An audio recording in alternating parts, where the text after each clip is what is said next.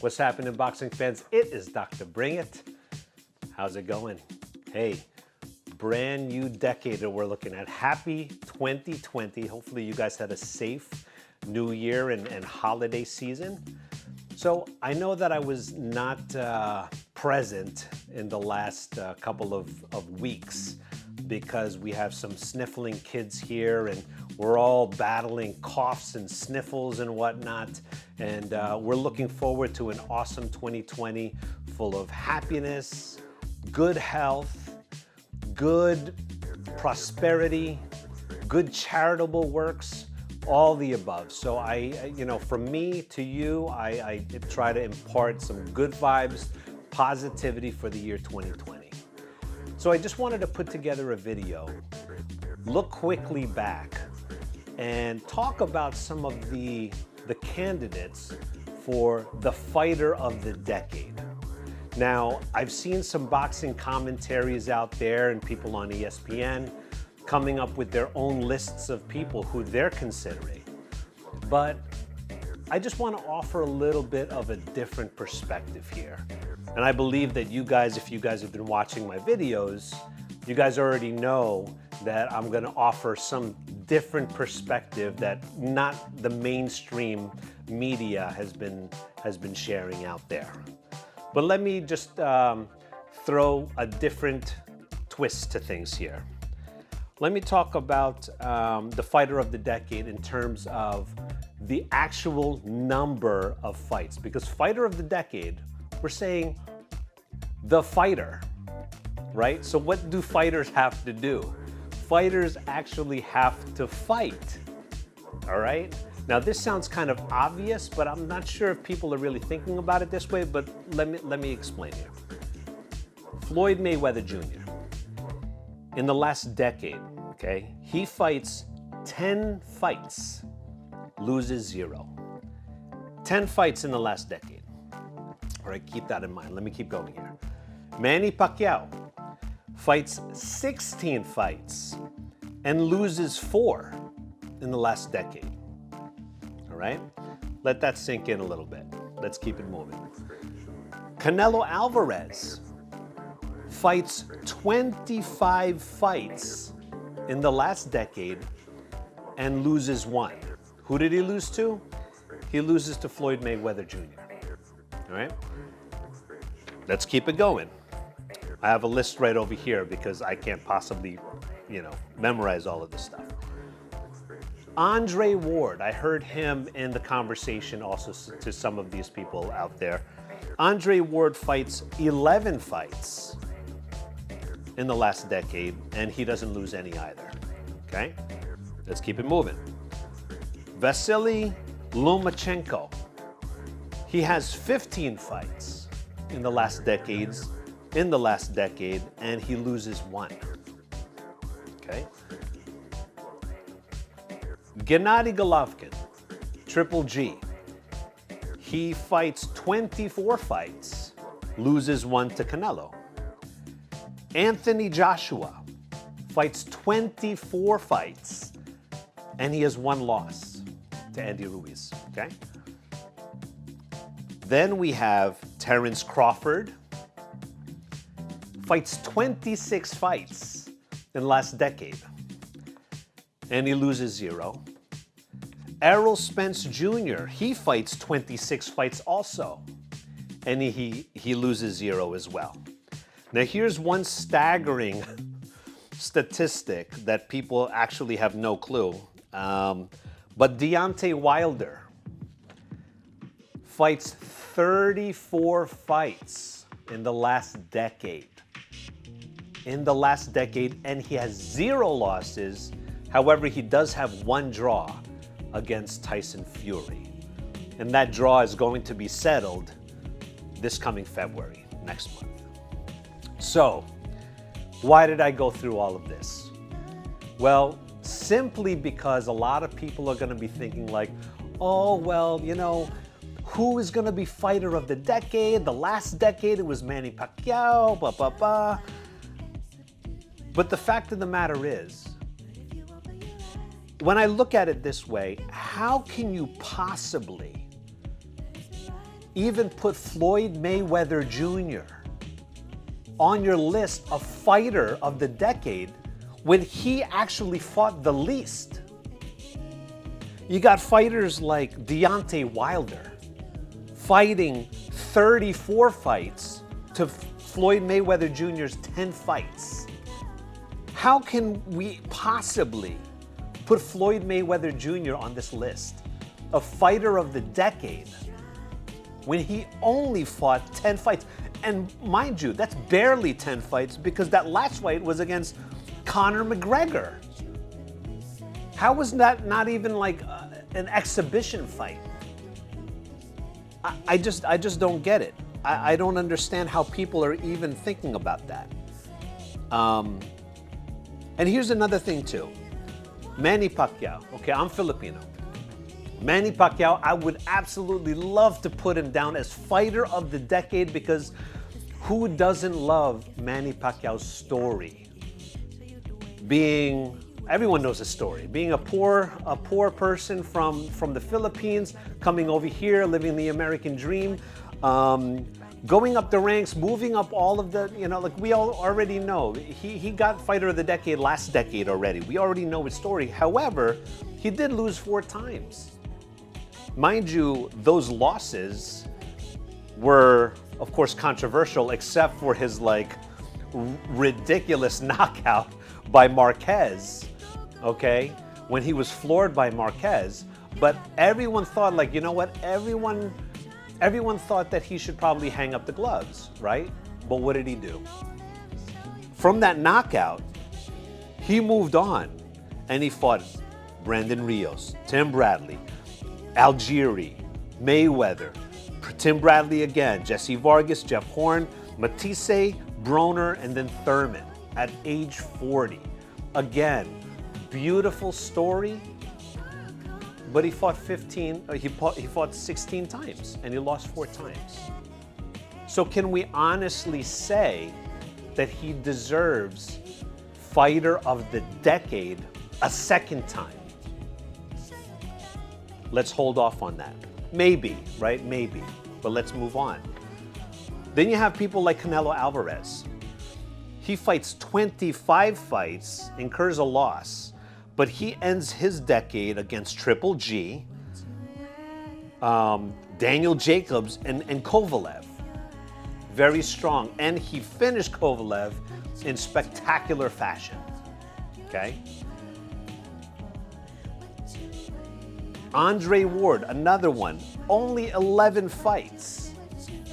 He himself, on ESPN, Andre Ward puts himself down as contender for fighter of the decade. Meanwhile, you have people like Deontay Wilder and Anthony Joshua coming in late in his career, older already, Anthony Joshua, fighting 24 fights, double the amount of fights. Then Andre Ward is going to put himself on this fighter of the decade list? It just doesn't make sense to me when you look at it this way. Lomachenko, 15 fights, and he has got 1 loss. Again, hey, everyone has their favorite people, okay? My personal sentimental favorite, obviously Manny Pacquiao. I'm going to be a little bit biased there because I would love to see my countryman continue on his legacy. Great, but when we have to separate, when you're giving people title like fighter of the decade, it's hard to separate your heart from it, but you have to look at the actual numbers. These guys are fighters. How many fights do you have to fight in order to show the rest of your peers and colleagues that your fights weigh a lot more than their fights? So you're telling me Floyd Mayweather Jr.'s fights, his 10 fights, weigh more than Deontay Wilder's 34 fights?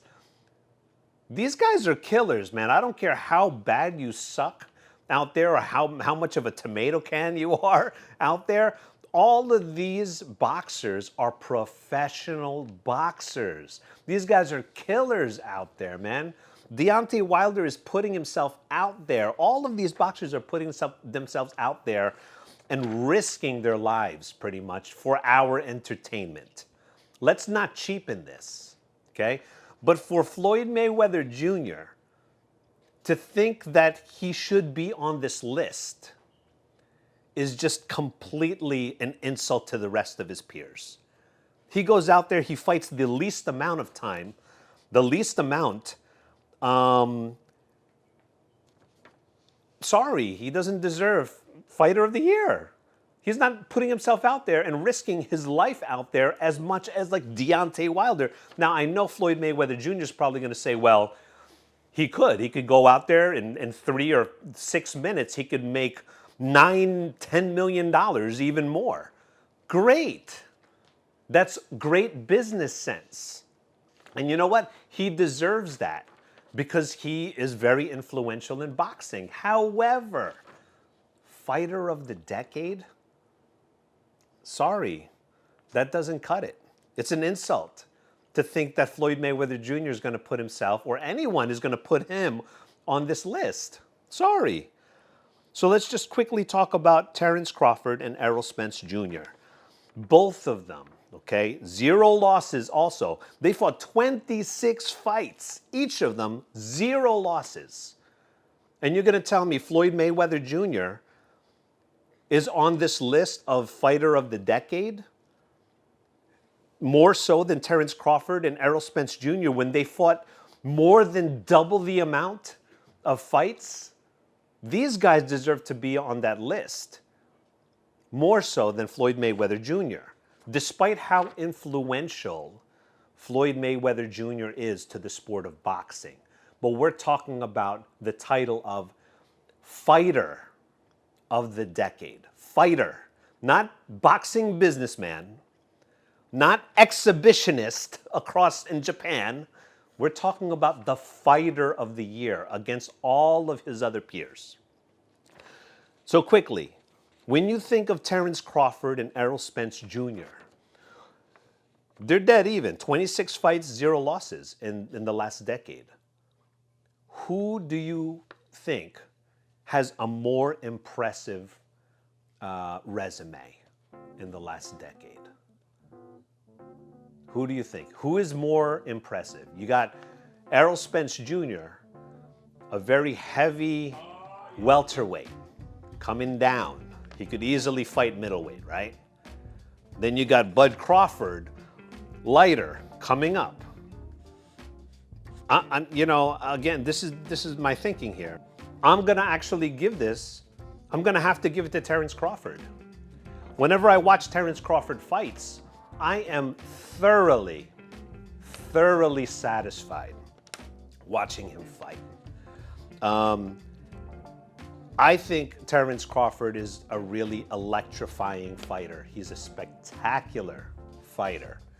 Errol Spence Jr., as good, as awesome as he is also, when you see a Terence Crawford fight and you watch an Errol Spence Jr. fight, you're thinking Errol Spence Jr., when did we ever think that he was really like an underdog necessarily? Except when he fought Kell Brook, we were thinking like, wow, he's got some pretty big, a big task at hand to fight Kell Brook, and he did it. That was a really good fight. But Terence Crawford, his last fight against Kavaliauskas was extraordinary also. So he really finished strong in his decade. So I'm going to actually have to give it Fighter of the Decade in my book to Terence Crawford. Now, I know that it might be a disservice to Deontay Wilder. Deontay Wilder, 34 fights, okay? But one thing that the one thing that kind of bothers me about Deontay Wilder is that it's not that it bothers me. It's that most of these names, most people don't know. That's on his resume for the last decade. Most of these people. And in the last one against Luis Ortiz, okay, fine. And Tyson Fury, these guys are real quality boxers out there. And what did he do? I mean, yes, his knockout against Luis Ortiz was very impressive, but he pretty much sacrificed the entire match only to land that last combination, that last right hand, or 1-2 that he usually hits. So is that going to justify the fighter of the decade? Perhaps, perhaps.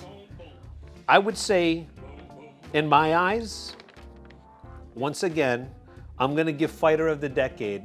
Dr. Bring It is gonna say fighter of the decade goes to Terence Crawford, and then a close second will be Errol Spence Jr. and Deontay Wilder, as well as Canelo. Sorry, I can't go against Canelo. I love watching Canelo fight as well. I'm a big fan of his as well, and I loved what he did against Kovalev, because a lot of people thought that there was no way that he could move up and fight in Kovalev's domain and do exactly what he did to Kovalev. So that's it. What do you guys think? I know maybe some of you might be cringing, but when you look at it this way, am I really far off here? I hope that you guys can appreciate what I'm saying here.